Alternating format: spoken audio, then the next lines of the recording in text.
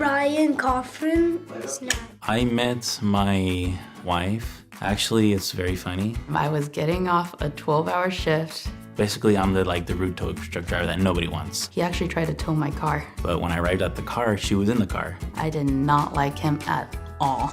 And somehow I managed to get her phone number. And now I can't imagine a day without him. I became homeless when I was about 13 or 14 years old because my dad, he was selling drugs, and my mother became a drug addict.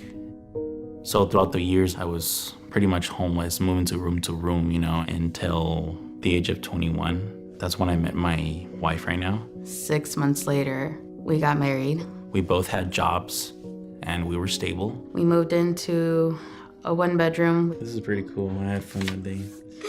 What's smiling? My other son, Joshua, he actually was only with us on the weekends. He grew up to me really quickly. She had a really rough time having kids. She miscarried like 3-4 times. Shockingly, found out I was pregnant. And we had a boy. His name is Jared. We started to notice differences with our son.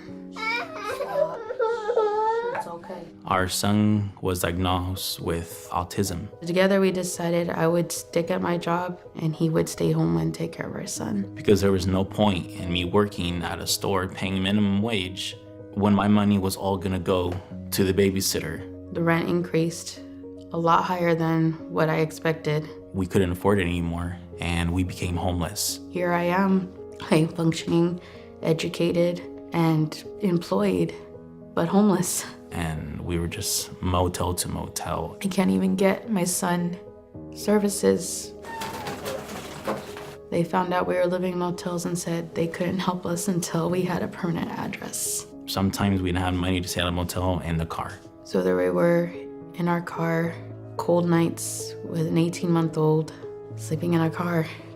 He would have these meltdowns of pain, of lack of understanding. I would go to the library, spend some time, about 30 minutes, because he can't handle being at somewhere, for a long period of time. It's the worst thing to feel as a parent when your own child doesn't feel safe. I just don't want my kids going through the same thing, And as a parent, I felt like I failed. Priscilla worked at a community healthcare center. So when I finally did let the secret out to my boss about what was going on in my life, she got in contact with LA Family Housing. When they arrived at LA Family Housing, they were in a state of confusion and crisis. It felt like we were just in fog. I didn't have hopes that they were gonna help us. I had dark thoughts that would spill out of my mouth of, I'm just gonna walk in front of a bus. We brought in a mental health therapist. And they listened to me and my priorities, and my priorities were my boys. My biggest fear was that my son would end up in the foster care system. The first thing I informed the family was that we weren't here to take their children away. Our goal was to keep their family together. She was looking at the whole picture and not the temporary fix. So they would actually teach us how to budget our money. It kind of seemed like magic, like little by little we had less bills. LA Family Housing was our captain on our ship. They would feed us, they give us clothes. They helped us about 7-8 months until we got on our feet. Yeah, good job. You wanna do it again? They coached us on how to seek housing, where to look, how to ask. We were able to help them find affordable housing. They paid the down payment. Next thing you know, I got an email from her saying, you got the apartment, you can move in as soon as you can. So I was like, are you kidding me? We felt like we won the lottery. The key meant a new door, a new beginning. I right away opened the door and I was like, man, this is so cool. The first thing actually we did too was for Joshua, because he went through a lot, is he finally got to personalize his room. We painted it, we put these awesome stickers in there. I like my room because I have my own bed. And his first thought was, it's not gonna go away. No, it's not gonna go away. Not this time. He saw a boat. There he is. There's his phone. So right now, he has everything he needs, It's stuff that I didn't have when I was young. Well, he's a much happier boy. When I grow up, I want to be a bone doctor to help people feel better. Hey, Jared.